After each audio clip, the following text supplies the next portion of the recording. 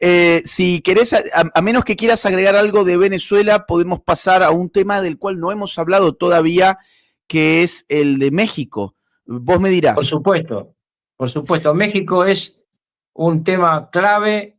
Hay que recordar que por primera vez Donald Trump, cuando habla de los países que tienen con Estados Unidos una situación de deuda en materia de narcotráfico, habla oficialmente de México y se propone a hacer acciones militares ahí. Me adelanto a decirte, mi estimado Agustín, que lo que me acaba de responder hoy a la mañana el Departamento de Estado es que el presidente Trump se refiere a un pedido que haga el gobierno de México, no a que vamos a entrar a México sin autorización del gobierno de Sheinbaum. Vamos a ver el clip donde le preguntan a Donald Trump justamente sobre México y estas son las palabras. In Mexico or putting American troops or American personnel into Mexico to deal with it? Would I launch strikes in Mexico to stop drugs? It's okay with me. Whatever we have to do to stop drugs. Mexico is, look, I looked at Mexico City over the weekend. There's some big problems over there. If we had to, would we do there what we've done to the waterways? You know, there's almost no drugs coming in through our waterways anymore. Isn't it down like 85%? It is, sir. I don't know who the 15% would be.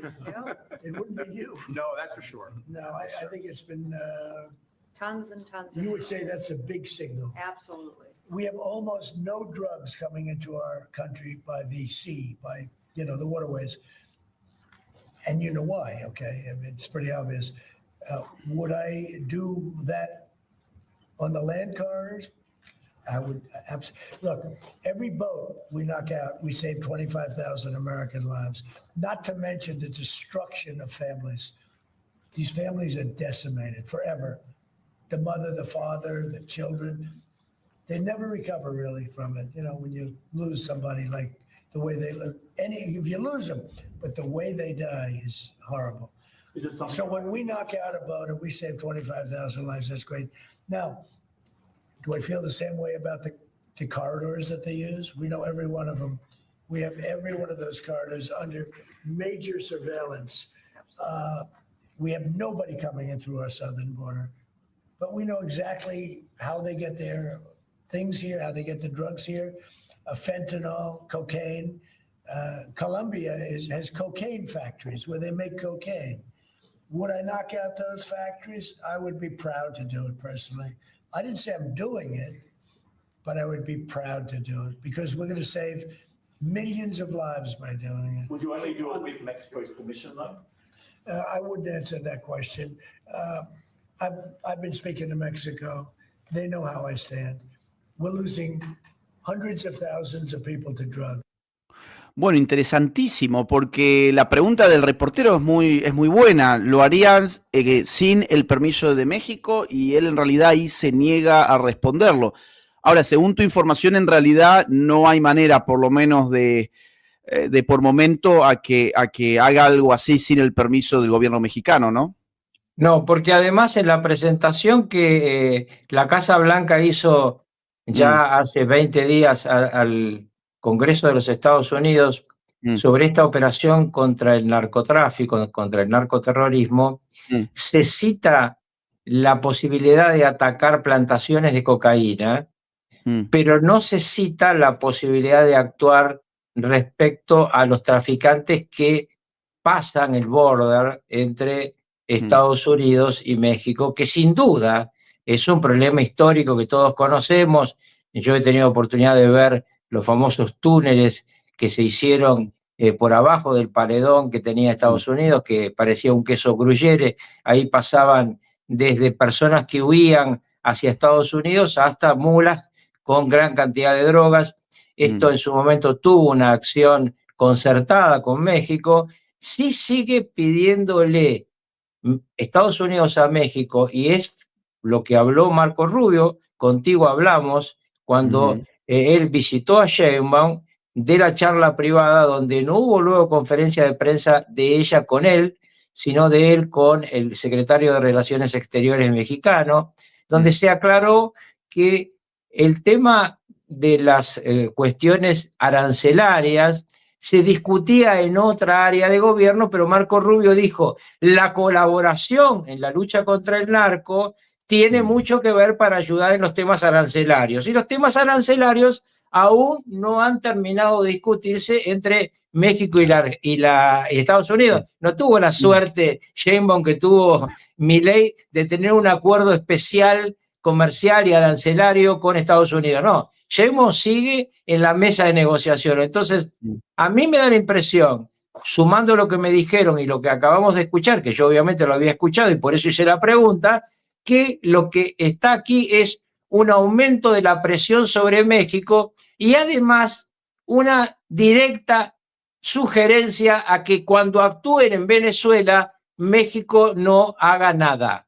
Porque acá estamos viendo también qué va a ocurrir al día siguiente que se produzca la operación sobre Maduro, Diosdado Cabello o uno de los otros tres, Padrino López, Delcy y Jorge Rodríguez, y además, ojo que sí, tiene muy en la mira a el presidente Gustavo Petro de Colombia. Sí, a él lo tiene en la mira, a él sí, personalmente, lo ha sancionado Estados Unidos y lo ha calificado de narcotraficante. Ninguna de esas calificaciones aparece sobre Sheinbaum. Pero además recordemos que México está en una situación interna muy complicada. Hemos visto cómo la generación Z, los jóvenes, salieron a la calle a reclamar por la pobreza, por la violencia, 3 alcaldes asesinados en muy poco tiempo y, según los propios jóvenes dicen en la calle, por la protección que el gobierno da a los narcotraficantes. Bueno, a eso es precisamente a lo que se refiere Trump cuando aclara que está perfectamente al tanto de los conflictos internos recientes. Se refiere a estas manifestaciones y vamos a mostrar un clip al respecto para nuestros espectadores que no están al tanto de lo que está pasando con estas manifestaciones de la llamada generación Z, es decir, la generación de jóvenes mexicanos. Vamos a ver un pequeño clip. Soy regiomontana y quiero decirle a Claudia y a su gobierno de porquería que son un narcoestado y todos lo sabemos. Yo hablo por los jóvenes que en la mañanera expuso con su cara, pero claro, cuando se habla de criminales sí les tapan la cara. Entonces, a nosotros los ciudadanos nos exhiben y a los narcos nos protegen. ¿Cómo es eso posible? ¡Fuera, Morena! ¡Fuera, Morena! ¡Fuera, Morena! Bueno, esto es parte de el conflicto que se refería Carlos y resulta que en algo llamado El Mañanero, que en realidad esto lo inauguró López Obrador, muy parecido a Lo Presidente de Hugo Chávez, es decir, un programa televisivo presidencial matutino en el cual el presidente sale hablando todos los días por televisión. Bueno, esto lo hacía López Obrador, ahora lo hace Sheinbaum. Recientemente Sheinbaum utilizó la cara de los jóvenes que habían participado en estas manifestaciones para exponerlos públicamente. Y recordemos que en México, que te expongan públicamente de esta manera puede ser una sentencia de muerte en un país con una de las tasas de homicidios más altas de toda la región, un país que tiene un problema estructural con el narcotráfico, que está metido además en todos los circuitos del aparato estatal. Bueno, que haber participado de una manifestación y que te pongan al día siguiente en un programa dirigido, conducido por el presidente, puede convertirse en una sentencia de muerte. Además, recién Carlos mencionaba de la cantidad de políticos asesinados. Acá tengo un dato que es escalofriante. Desde el 1 de octubre de 2024, cuando Claudia Sheinbaum asume la presidencia en México, 21 políticos han sido asesinados.